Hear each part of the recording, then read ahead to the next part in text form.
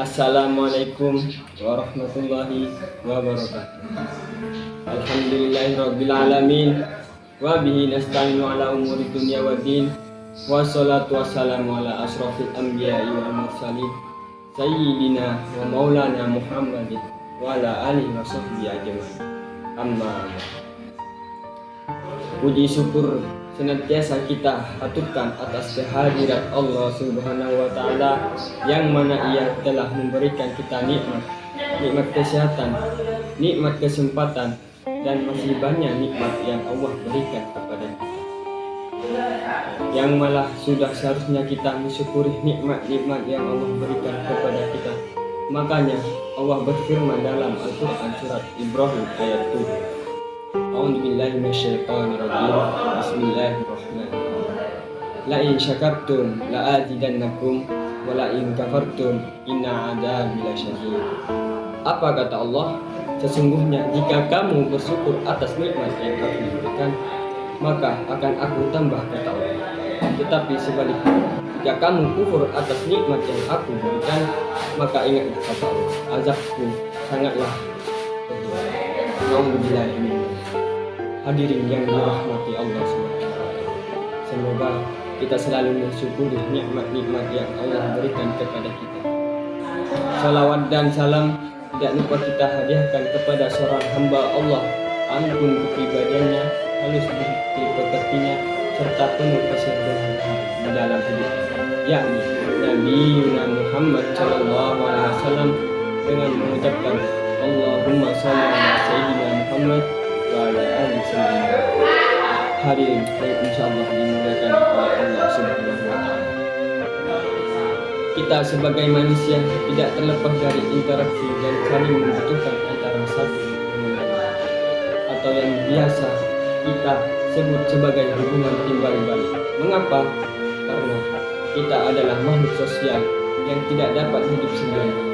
Kita saling mengenal, saling membutuhkan, dan saling berinteraksi dengan orang lain.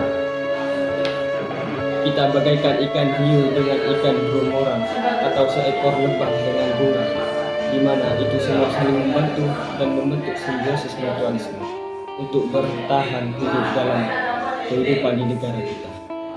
Banyak sekali perbedaan yang terdapat, mulai dari ras, agama, suku bangsa, budaya, serta masyarakat yang beraneka ragam. Mengapa?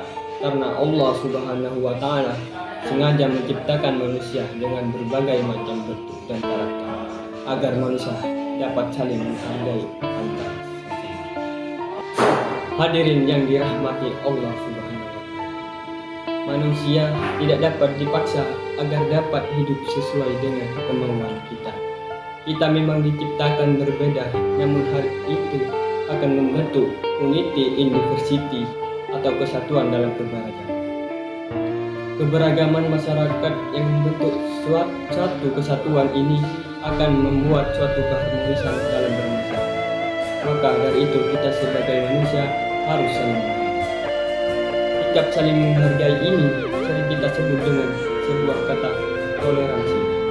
Hadirin yang dirahmati Allah, toleransi adalah elemen penting yang berperan dalam terciptanya suatu ikatan hubungan dalam kehidupan, termasuk yang terpenting adalah toleransi antar umat beragama. Nah, toleransi agama ini sendiri sudah diatur dalam beberapa firman Allah di Al-Quran, surat Al-Baqarah ayat 250 yang berbunyi, A'udzubillahi minasyaitonirrajim. Bismillahirrahmanirrahim. La ikraha fid-din qad tabayyana rusydu minal ghayy. Yang artinya tidak ada paksaan dalam beragama Islam. Sungguh telah jelas jalan yang benar dari jalan. Dan Quran surat Al-Kafirun ayat 6 yang berbunyi, Bismillahirrahmanirrahim. Lakum dinukum waliyadin. Yang artinya, untukmu agamamu dan untukku agamamu. Hadirin yang dirahmati Allah, ayat tersebut memiliki arti jika memeluk agama Islam itu tidak menghendaki adanya paksaan, melainkan atas kesadaran dan keinginan pribadi dari setiap manusia. Bagi mereka yang berkenan memeluk ajaran Islam, maka dipersilahkan. Dan bagi mereka yang tidak ingin memeluk adalah hak mereka sendiri. sudah jelas antara jalan yang benar dan yang salah. Toleransi beragama ini sendiri sudah dijalankan oleh Nabi Muhammad SAW. Salah satu contohnya adalah saat Nabi melakukan perjanjian dengan umat Yahudi dan Nasrani, di mana mereka diperkenalkan untuk menjalankan ibadah mereka masing-masing, namun dengan satu syarat, yaitu harus saling menghargai, menjaga kerukunan dan kesatuan Madinah. Perjanjian ini dikenal sebagai Piagam Madinah. Islam mengajarkan kita untuk toleransi dengan menghormati ibadah dan hari perayaan Muslim. Kita memahami bahwa Tuhan yang kita sembah tidak sama dan cara beribadah kita juga tidak sama bagi kalian agama kalian dan bagiku agama. Dan aku bertanggung jawab atas hal itu. Kita tidak boleh memaksakan orang lain untuk menganut agama kita.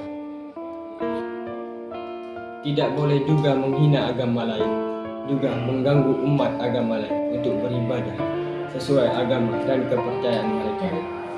Hadirin yang dirahmati Allah.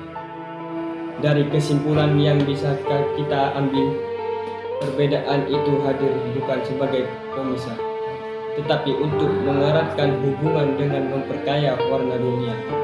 Berbeda tapi tetap satu selera, satu tujuan, yaitu kehidupan yang damai dan saling membentuk ikatan yang saling menguntungkan. Hadirin yang dirahmati Allah. Untuk itu, marilah mulai sekarang kita tanamkan sikap saling menghormati dan menghargai antar sesama kita. Tahu bahwa air dan udara adalah suatu elemen yang berbeda, namun kita membutuhkan keduanya. Begitu juga dengan manusia dan keanegaraan. Kita memang berbeda, namun tetap saling membutuhkan. Demikian yang bisa saya sampaikan, semoga bermanfaat bagi kita semua. Wassalamualaikum warahmatullahi wabarakatuh.